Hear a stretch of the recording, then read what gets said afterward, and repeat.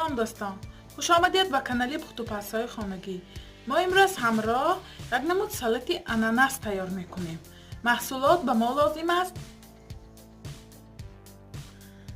سیر، مرغ آبپز، بادرینگ، سالاد بیخیگی، لبلبو آبپز، کارتوشکای حق کرده شده، چهارمغز برای آرایش، زیلیان گراشک، پیاز کبوتک برای آرایش و مایونز لازم است.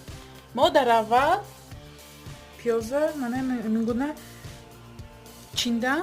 اکنون در اول سیر میگیریم. محصولاتتان چقدر باشد کلان و مایده میشد، فرقش نه چقدر محصولات باشد. به مانند اناناس شکل کلوله میکنیم، با بالایش مایونز میکنیم. قابتش به مرغ آبپز میکنیم. من همیشه نمک پختگیم به من نمک نمیکنم. مرغ میگیریم، دویم قابتش به مایونز میکنیم. بادرینگ میگیریم. همین کلوله شکل درازکچه شود میگرداشه کلوله کرم میگیریم.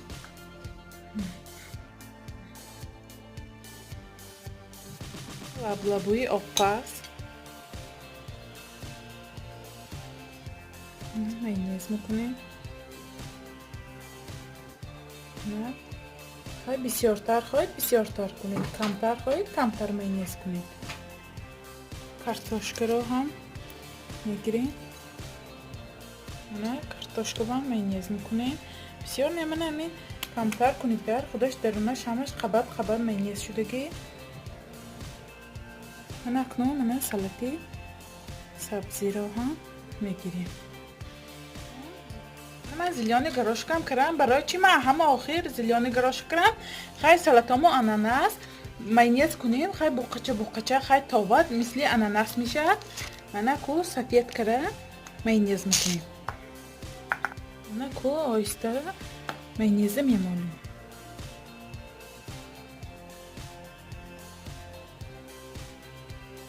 نون با چهارمغز آرام میدهیم.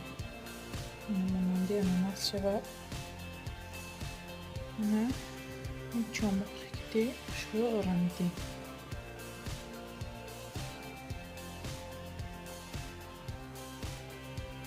سالاد ما هم تیار شد. اکنون یک دو سر نگاه میداریم که مایونزاش کمتر محصولاتمان به خودش گیرد. سالاد ما هم دم گرفت. اکنون درونش را میبینیم چه خیلی تیار شده است.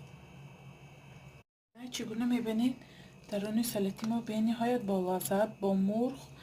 شما هم حتما برای نزدیکان خود تیار کنید. کانال ما را دستگیری کنید، پادپیساتسیا کنید و یار و دوستان را دعوت کنید. خیر تا ویدیوهای آینده در پناه خدا باشید.